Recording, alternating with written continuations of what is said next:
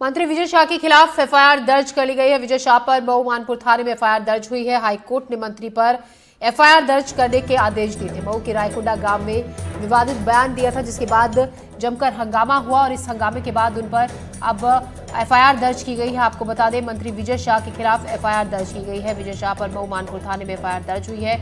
High court ने मंत्री पर एफआईआर दर्ज करने के आदेश दिए थे। मऊ के रायकुंडा गांव में उन्होंने विवादित बयान दिया था। हालांकि इतने हंगामे के बाद मंत्री ने अपने बयान पर माफी भी मांगी और उन्होंने कहा कि मैं अपनी गलती पर शर्मिंदा हूं। मेरा मकसद किसी की भावनाओं को ठेस पहुंचाने का नहीं था। विजय शाह पर मऊ मानपुर थाने में एफआईआर दर्ज हुई है। हाईकोर्ट ने मंत्री पर एफआईआर दर्ज करने के आदेश दिए थे। मऊ के रायकुंडा गांव में उन्होंने विवादित बयान दिया था, जिसके बाद जमकर हंगामा हुआ। कांग्रेस ने इस पूरे मामले में मंत्री विजय शाह के खिलाफ इस्तीफे की मुहिम से मांग की और जमकर अलग अलग जगहों पर विरोध प्रदर्शन भी मंत्री विजय शाह के खिलाफ किया जा रहा है। मऊ में मानपुर थाने में उनके खिलाफ एफआईआर दर्ज हुई है। हम लगातार आपको दिखा रहे हैं इस मामले में ताज़ा जानकारी। उनके उस बयान को हम आपको सुना नहीं सकते हैं, जिस तरीके की अभद्र भाषा का इस्तेमाल उन्होंने इस बयान में किया था। विजय शाह की जो भाषा है उस पर तमाम तरीके के सवाल खड़े हुए, काफ़ी हंगामा उसको लेकर हुआ, विरोध उसको लेकर जताया गया। मंत्री का ये कहना कि कर्नल कुरैशी पहलगाम हमला करने वाले आतंकियों की बहन है, नफरती और अलगाववादी भावना को बढ़ावा देने वाली बात है। ये देश की संप्रभुता, एकता और अखंडता के लिए खतरा है। ये गटर छाप भाषा बेहद खतरनाक है। ऐसा बयान न केवल व्यक्तिगत मानहानि है, बल्कि राष्ट्र के संस्थानों और सामाजिक ताने बाने पर गंभीर चोट भी करता है। हाईकोर्ट ने अपनी टिप्पणी में ये बात कही।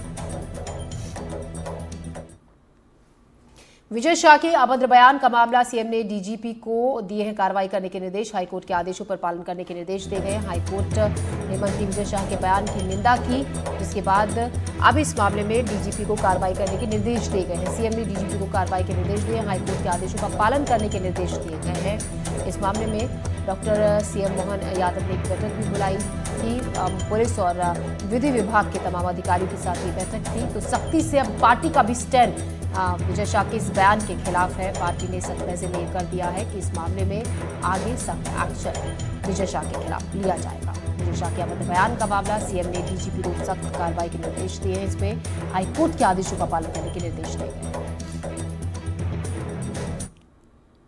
तो भोपाल में सीएम डॉक्टर मोहन यादव ने इस मामले को लेकर एक बैठक भी बुलाई। पुलिस और विधि विभाग के अधिकारियों के साथ ये बैठक की गई।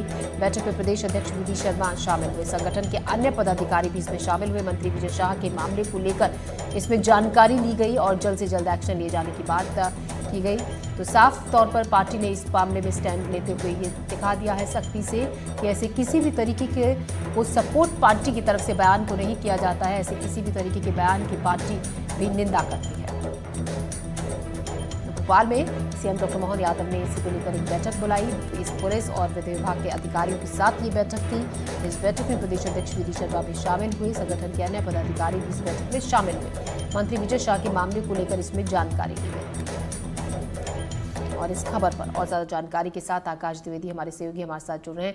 आकाश, पार्टी ने एक तरीके से सख्ती भरे लहजे में साफ तौर पर अपना स्टैंड इस मामले में दिखाया कि किस तरीके से पार्टी ऐसे बयानों की निंदा करती है। किसी भी तरीके से पार्टी की तरफ से ऐसे बयानों को सपोर्ट नहीं किया जाएगा और सख्त एक्शन लिए जाने की बात कही। पार्टी से ज्यादा सख्त टिप्पणी मध्य प्रदेश के हाई कोर्ट ने जो थी इस मामले में की है और हाई कोर्ट के निर्देश के बाद बेहद ही गंभीर धाराओं में कैबिनेट मंत्री विजय शाह पर एफआईआर दर्ज की गई है। अगर मैं इन धाराओं का जिक्र करूं तो देखिए, बीएनएस की धारा 152 है। इसमें भारत की एकता, अखंडता, संप्रभुता को खतरे में डालने का कृत्य माना गया है। इसके साथ ही बीएनएस की धारा 196 एक ख यानी कि धर्म, जाति, भाषा के आधार पर समाज में वैमनस्य फैलाने की कोशिश है। तीसरी धारा जो लगी है वह 197 एक ग है, किसी समाज, व्यक्ति के प्रति ऐसी दुर्भावना जो देश की एकता, अखंडता को खतरे में डाले। ऐसे में 5 साल और उम्र कैद तक की सजा का प्रावधान इन तमाम धाराओं में जिक्र की गई है।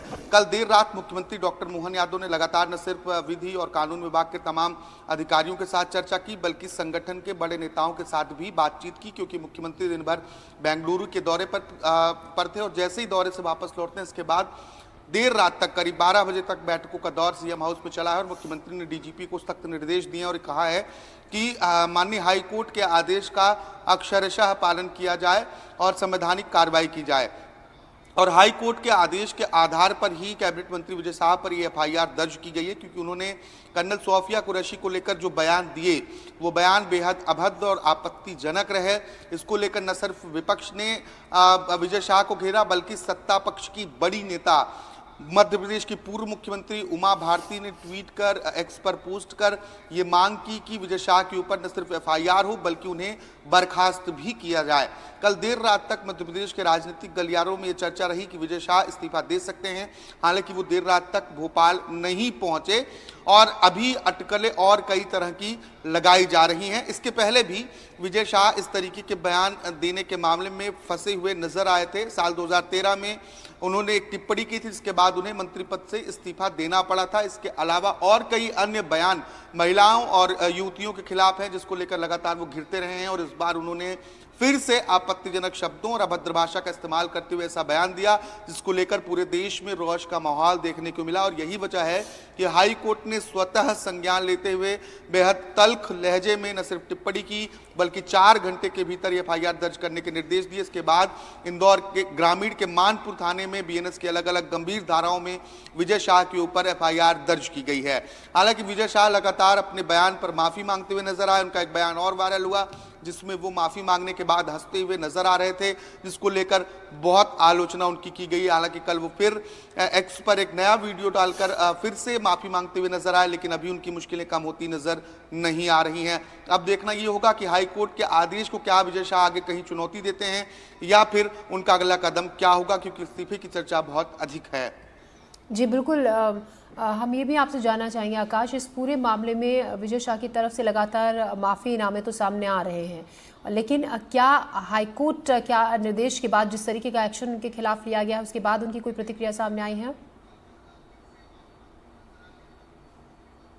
देखिए, कल देर रात एफआईआर के बाद एक ही प्रतिक्रिया उनके सामने आई, जो उन्होंने एक्स पर एक वीडियो जारी कर कहा कि वो दुखी हैं और क्षमा प्रार्थी हैं। कर्नल सोफिया कुरैशी को लेकर उन्होंने बहुत सारी, फिर उनके सम्मान में, उनकी तारीफ में बहुत सारी बातें लिखी। इसके अलावा उनसे संपर्क भी नहीं हो पा रहा है। हालांकि खबर यह है कि कल वो हरसूद में थे और हरसूद से वो रात करीब 8 बजे खंडवा के लिए निकले और वहां से भोपाल के लिए रवाना हुए थे, लेकिन करीब 12 बजे के आसपास एनडीटीवी की टीम विजय शाह के बंगले पर भी मौजूद थी। इसके अलावा हम सीएम हाउस पर भी मौजूद थे, लेकिन इन दोनों जगहों पर विजय शाह नहीं पहुंचे। अब देखना होगा क्या आज विजय शाह मुख्यमंत्री से मिलते हैं या नहीं, क्योंकि संगठन पहले उन्हें तलब कर चुका है और इस मामले में केंद्रीय नेतृत्व तक ने प्रदेश संगठन से रिपोर्ट मांगी है।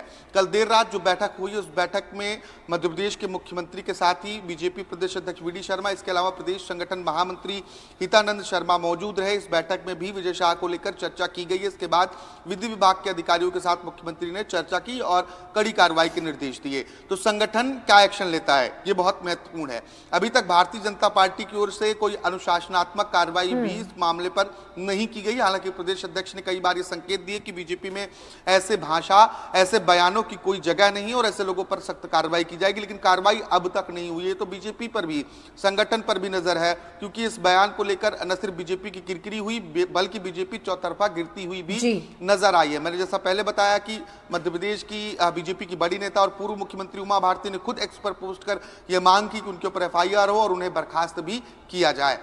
जी बिल्कुल, चौतरफा निंदा उनके इस बयान को लेकर हो रही है। किस तरीके की हलचल आज इस पूरे मामले को लेकर रहती है, नजर रखिएगा। आकाश, ताज़ा अपडेट इससे जुड़ा हुआ हम आपसे लेते रहेंगे। फिलहाल आपका शुक्रिया।